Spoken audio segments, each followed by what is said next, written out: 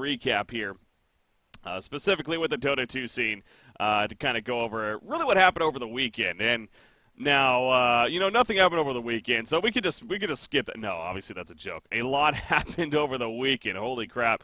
A lot of very interesting stuff, to say the least. What I mean by that, drama, I don't know what you want to call it necessarily, but to say the least, very, very interesting things happened over the weekend. So kind of getting into the hot topics first before we actually go over the results and everything that have happened recently. See if this looks good here. No, for some reason. Wait a sec. What is that about? Oh, anyways, that's something else.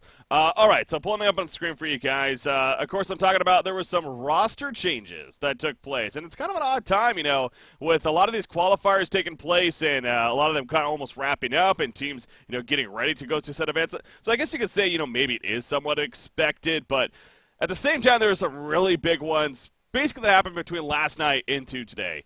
The first one I want to talk about is Keizu, of course, going to Team Secret. That is right. Keizu officially a part of Team Secret, as you see here with the post. He left Escape Gaming.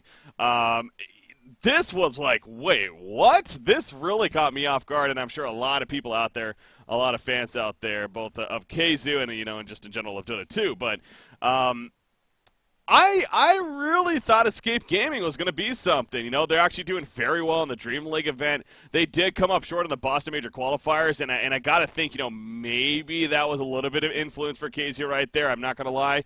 But in the end, Keizu is officially a part of Team Secret now. He actually took place of Forev, who is no longer part of the roster. I'm not exactly sure how that played out. Obviously, they're not giving a whole lot of information on it. There's just really speculation going out right now.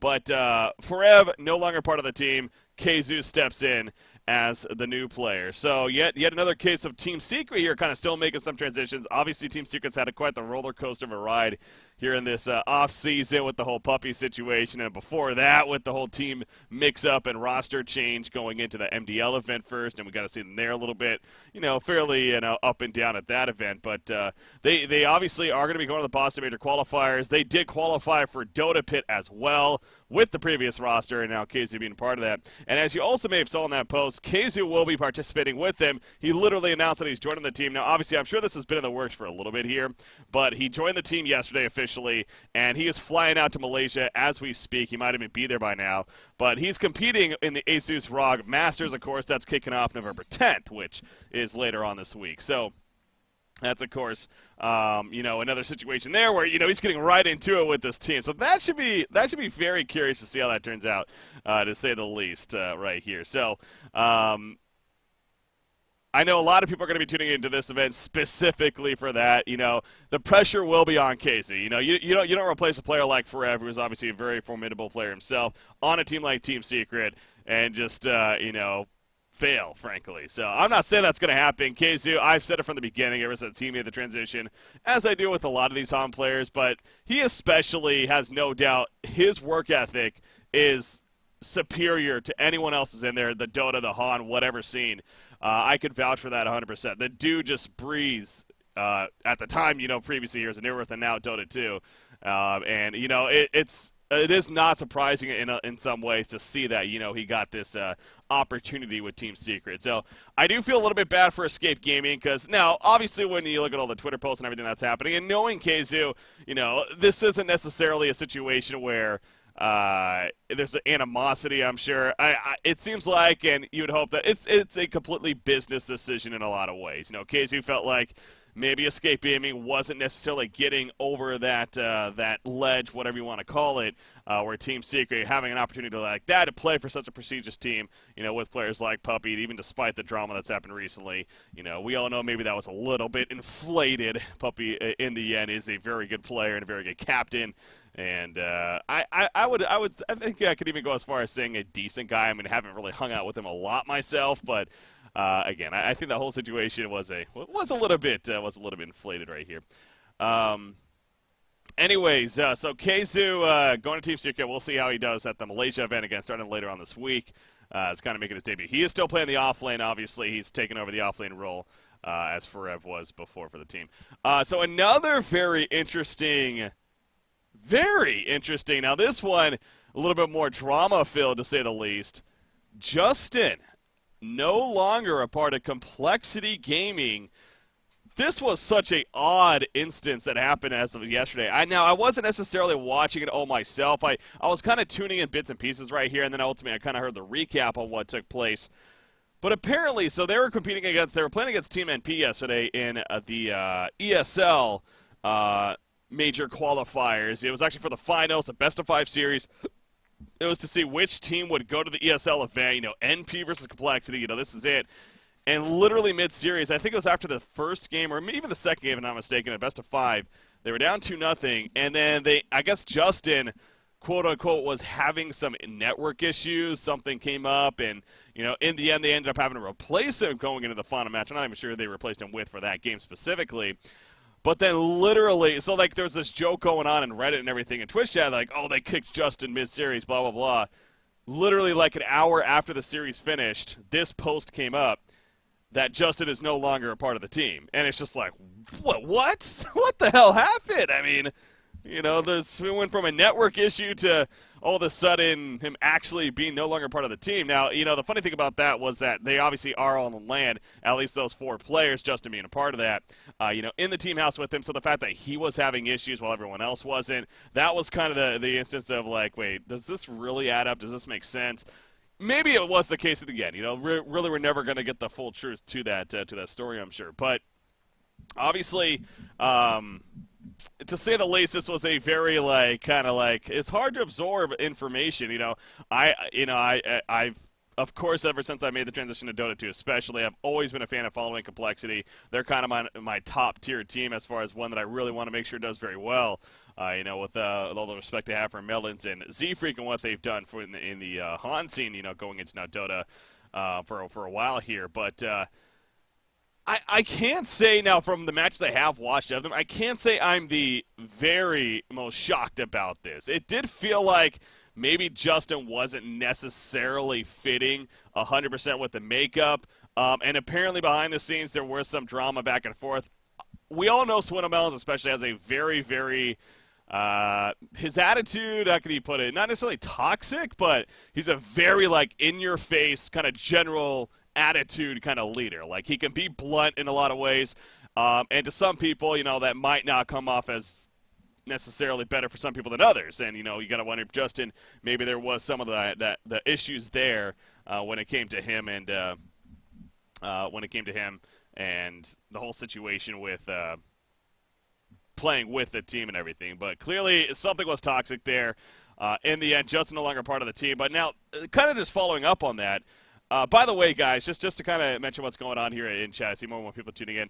I am going to be casting a Han match here very shortly for this casting service of mine. But I am doing what I do. I kick off all my streams with a daily recap of the Dota 2 scene and what's going to happen recently. So that's what I'm doing right now. So to give you an idea, shouldn't be much longer, and then we should be getting into that cast there. Anyways, another thing that actually makes it really interesting with this whole Justin situation is now you have Complexity in an odd spot because they just qualify for the Boston Majors. They're going to Northern Arena LAN. Literally, they were supposed to leave either today or tomorrow, I believe, to go to this Northern Arena LAN in Montreal. Now, I've talked with B. From my understanding, if that's all still happening, obviously, specifically Northern Arena LAN, they are still going to be going. They're going to figure out a situation on a new fifth. That's going to be really interesting, especially, will that be a permanent fifth or will that be just for this event kind of fifth?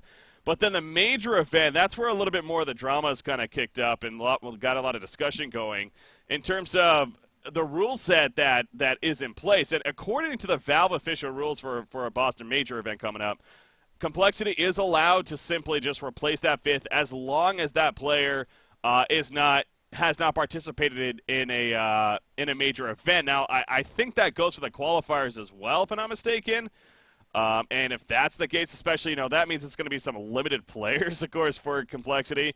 But, that's the case. Now, let's brought up this discussion of well, first off, we don't even know, to kind of take it back a little bit, we don't even know if Justin was 100% kicked or if he left. Now, according to the post, I'll pull it up here again.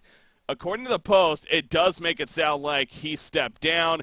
He just wasn't getting along. He made the decision to not participate with Complexity.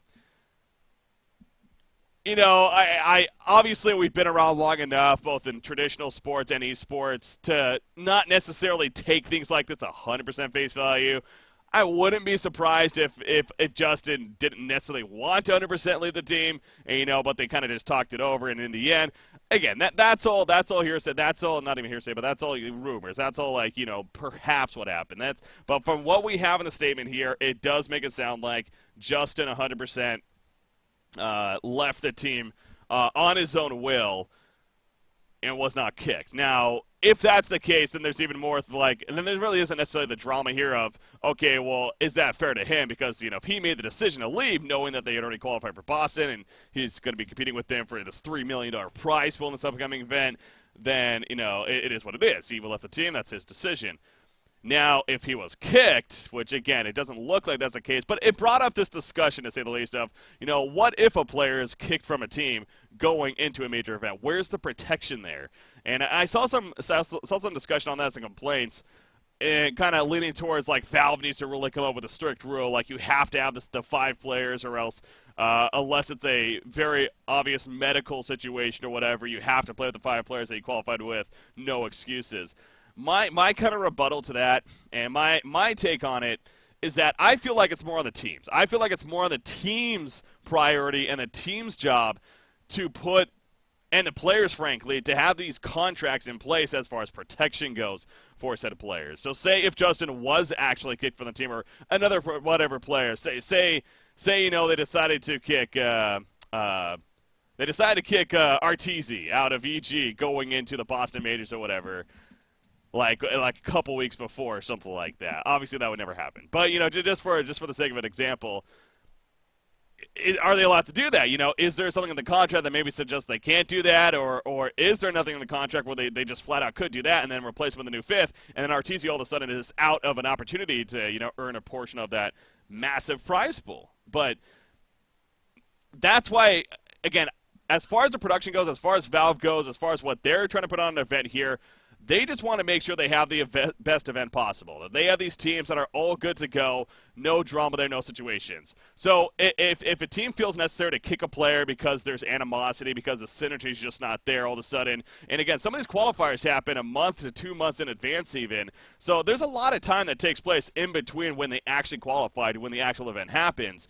Again, shit can change, especially in esports. We know this. There's a lot of egos that get in the way. Morale could just get low all of a sudden. And if that means, and if Valve or the organization was to be like, no, you have to stick with those 500%, no excuses, that almost is just putting on a shittier product than what they could be. Where if you give them a little bit of rope, like they are kind of here with the rule set, it seems like that, okay, whatever the situation is, we want to make sure that you're the most comfortable, you're going to be able to bring your best 5 players that you feel like is going to be able to compete the best. Make sure that happens. So that goes back to my point, though. It should be more on the teams and the players specifically as far as their contracts go to have that protection built into said contracts or whatever situation they're involved with the team. So, again, if that was happening to RTZ, I assume even in their case, there is something in the contract that says either, no, you can't even necessarily do that, or I get a cut of the winnings even though I didn't participate in it, but blah, blah, blah. Whatever it may be, there should be something in there that determines that is the protection for the player. But again, I don't believe it should be on the organization or Valve necessarily. I think it's more on the team and the player themselves to make sure that is taken care of there. So that's kind of my whole hot take there as far as the whole Justin situation. Obviously, who he's going to be replaced with, who the fuck knows, man? I mean, that's going to be something. Like I said, I honestly believe it's going to be a player for the Montreal event, like whoever, but then it's probably going to be somebody else for the Boston Majors. Because, again, their pool is going to be very limited in terms of the players that they have choices for, especially if the rule is if they even competed in the qualifiers, they cannot then participate for another team, which to me would make sense. Because if you play for one team going into an event and then to try to qualify and then you all of a sudden are playing for another, then that seems a little like, should that be allowed? Which I guess that's what Kazu's doing now I think about it. Holy shit. So maybe it's not qualifiers. Maybe it's actually only... that's so weird, though. I don't know, man. This is such a Pandora's box. It really is. As far as what ultimately can and should happen, as far as all these roster changes that go into bigger events, God, that's something. Anyways, And yeah, complexity, the struggles continue to say the least against NP with the results. Speaking of that, they ended up losing that series 3-0. So NP are going to the ESL 1 Genting 2017, representing the America region. So big congratulations to them, obviously. There was one other roster change that took place. I'm not going to touch too much on this one necessarily, but that being, of course, Navi officially announced today. It's kind of funny they're talking about how they're going to announce their new roster situation here, and it ended up being the case of, well, we no longer have these 3 players anymore, so we're down to 2 players. So there's no information on the new players. I mean, we all saw this coming with the situation as of late in terms of their success in events like Dream League, where obviously doing very, very poor. The Boston Major qualifiers, just everything has not been going well. Clearly there's been issues, and we all saw this coming kind of deal. But Dityara, Soneko, and Artstyle no longer a part of Navi here when it comes to their roster. So we're looking at just Dendy in general are the only players currently on Navi, this prestigious organization in the Dota 2 scene. Is now down to 2 players. So another going to be interesting to see how that plays out situation when it comes to their rosters. So, whew. Anyways, those are kind of just hot topics that took place. Obviously, all them kind of these roster changes. Other than that, just very quick recaps here. We do see the ESL qualifiers. We also got Virtus Pro qualifying out of the European region. So, of course, a big congratulations to them. They're going with some of these invited teams. As you can see, still a couple more to figure out. But that ESL is not going to happen until January, so still got a bit of time for that. But Dota Pit was the other one I want to go over to make sure. Faceless did win the Southeast Asian qualifier event. They ultimately defeated Phoenix 3-1 over the weekend right here, and thus earning their spots. So, of course, Faceless, this really hot team lately in terms of their success. A lot of people kind of considering now this to be the top team even in the Southeast Asian region. So looking forward to seeing how they continue to do. Again, Black especially, he's a player that I've always loved ever since he made the very early transition from Han to Dota 2. And it's been fun to follow him and everything. So a little bit of bias going on there. Other than that, not much else. The Dream League, again, didn't take place over the weekend. It doesn't do that. There's only so many more matches coming up. In fact, today, actually. AF versus VP, it looks like, going to be starting here shortly. And then our final 2 matches taking place tomorrow. But you do see Escape and Virtus Pro. They've 100% qualified. It's coming down to these last couple of spots. They're going to come down to these final 2 days. We know that Alliance, Adphenum, and NP, of course, with their situation of dropping out especially, not going to be qualifying for the DreamHack event. So it'll be kind of fun to see, of these 3 teams, which of the 2 end up advancing on right here. I would put my money on, let's see, is it going to be, Imperial's going to have to play the 2 matches. I'll put it on Vega, honestly. I'm liking Vega quite a bit, but, and Imperial going up against Escape. Although Escape now with the roster situation, man, that's going to be tough.